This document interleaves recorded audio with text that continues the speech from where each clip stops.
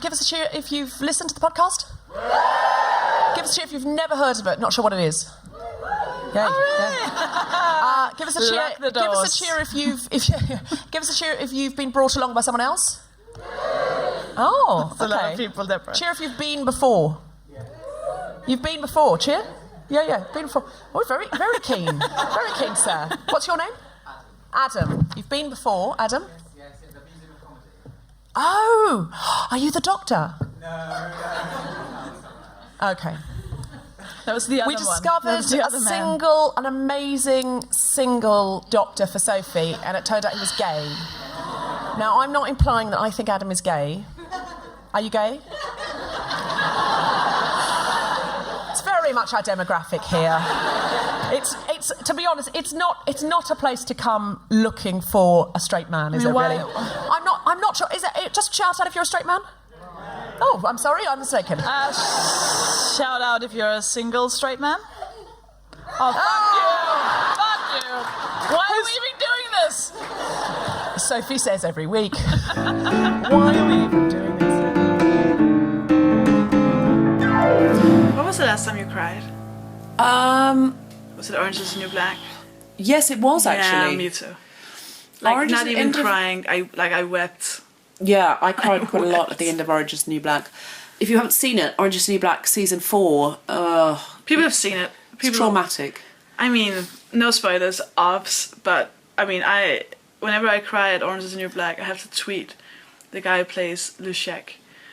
And I've tweeted him so much now that he followed me back. So now Does he tweet you? I mean, he reacts whenever I tweet about him being really hot. Does he? What does he say? Does he just Thank you very much. Does he? So, but that made me cry. Crying. Yeah, that made me cry as well. And I also cried during our Brexit episode. Oh, you cried a lot during that. I did. Well, I was and you also cried when you saw my show, and you cried when, like, you saw a picture of a cat, probably. And just because I have human emotions. So, but you have a lot of human I don't emotions. feel I should be judged for human emotions. I'm not judging, I'm just stating. Well, you're stating it with a judgmental air. Yes, that is true.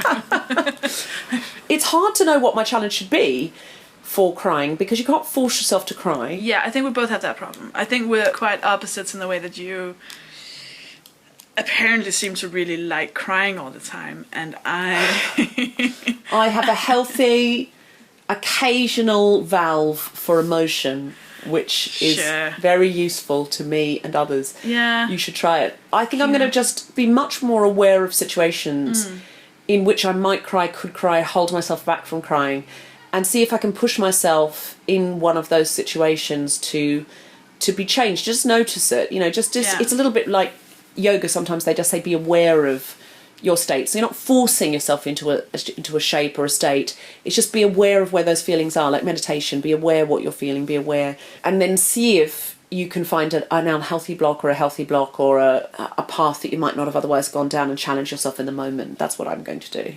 What about you? Do you want to copy that? I don't think I could. I don't think I could. I don't think I could even metaphorically copy something that involved yoga. I've blocked up all of the feelings, and I'm quite okay with that. But I might, I'll try and figure it out, because it's not, it would be. I guess it would be quite nice to be able to just cry at the sight of just anything really. Do you never cry when you see a sad advert? No, I hate adverts. Adverts are evil. No, but what about like for a dog's home or a cat's home? No, absolutely ice cold. A donkey's home. What? A donkey's home. Why did you go from dog to donkey? Because in Britain, like, the donkey charities are very well supported. What? People love donkey donkeys. Charity? Oh yeah, the old donkeys. I've never heard of this. It's because you're Danish. It's a big thing in Britain. What? People love donkeys. Wow. I mean, I can't explain it. Don't mind donkeys. I'm fine with them. They're sweet. You're open to the idea of donkeys? Sure. But I'm going to show you sad old donkey ads until you cry. No, but because they're so fabricated. Like, I cry at like TV shows and stuff. But when I'm alone, I would watch Titanic. I saw it maybe 13 times a week for like half a year when I was a child. Oh, really? Never cried. It was just the coolest. Like, I saw it as an action movie. Then I saw it again recently, and I cried. I I'd never even considered that it was a sad story because when I was a child, I was so caught up with the numbers. Like I was like, oh my god, this many people died, and this many boats, and this big of a ship, and I hadn't even considered that it was sad in any kind of way. And now as an adult, I'm like, oh my god, they just wanted to be together, and they couldn't. That's hilarious. Interesting what makes us cry. All right, well, let's watch out. Do you know what your challenge will be? Yeah, I'm gonna try and see if I can get in touch with my feels. And if people want to get involved, that would be cool. Please do your own challenge. Yeah, tweet us, tell us what the challenge is. Go to our group, the Guilty Feminist Podcast on Facebook, or on our Twitter at GuiltFemPod, and let us know what your challenge is. Yes, and if it's something you can take a photo of yourself crying and tag us on your Instagram. Our Instagram is at the Guilty Feminist. And can I just say I'm very excited about this episode because we've got a proper expert, Dr Emily Grossman, who's coming on, and she's going to teach us all about crying and why it's good for us. She's incredible. Can't wait. Yes, can't wait. Yay. All right, bye.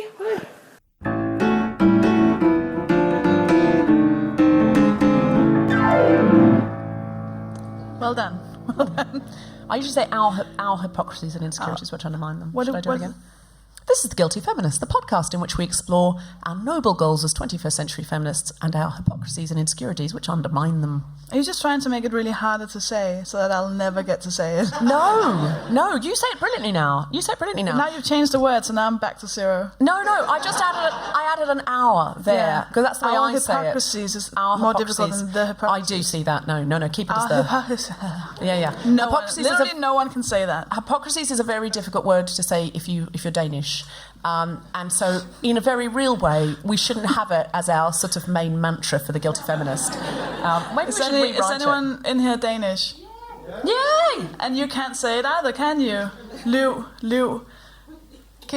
Yeah, exactly. She can't see it either. How many of you are Danish? Fuck you. Who's Danish? Shout out if you're Danish. Scream Oh, it. are you Danish in the front row there? Do you know, I thought you were extra beautiful. I'd looked to the right and thought, oh. And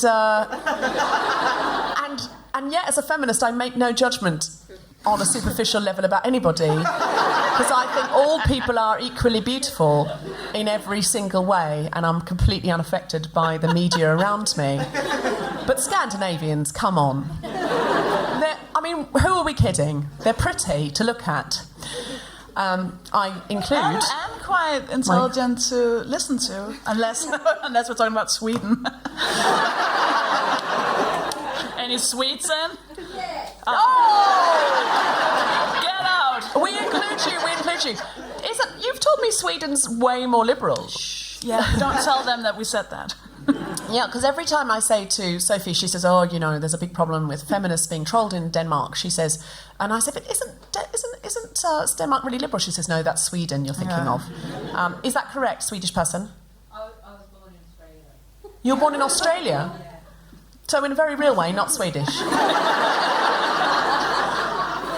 Oh God, do I sound like UKIP? Oh shit. Oh no, I sound like the opposite of UKIP, which is born in Australia, Australian, rather than born in Australia, go home, you big Swede. That's what UKIP would say, isn't it? Vegetable. Yeah. That's what UKIP would say, isn't it? Potato lookalike. I don't know how a Swede looks. So I'm gonna be very honest with you. what I meant. I'm going to be very honest with you. There's a lot of vegetables that I do not know how it looks. Allow me to bond with you. I'm not calling you a turnip. I also was born in Australia.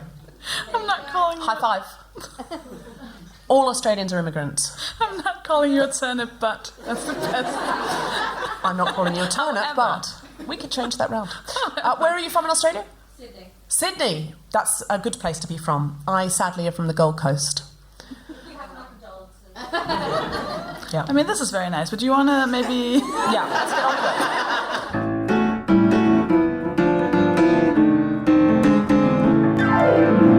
Hi, this is Sophie with a quick message. I am touring my new show in the UK and Denmark. Starting in October 2016, I will be visiting Newport, Newcastle, Frome, Selby, Wrexham, Leamington Spa, Harlow, Crawley, Aberdeen, Elgin, Lincoln, Aylesbury, Bristol, Brighton, Guildford, Maidenhead, Oxford, Liverpool, London, Copenhagen, Aarhus, Odense and Aalborg.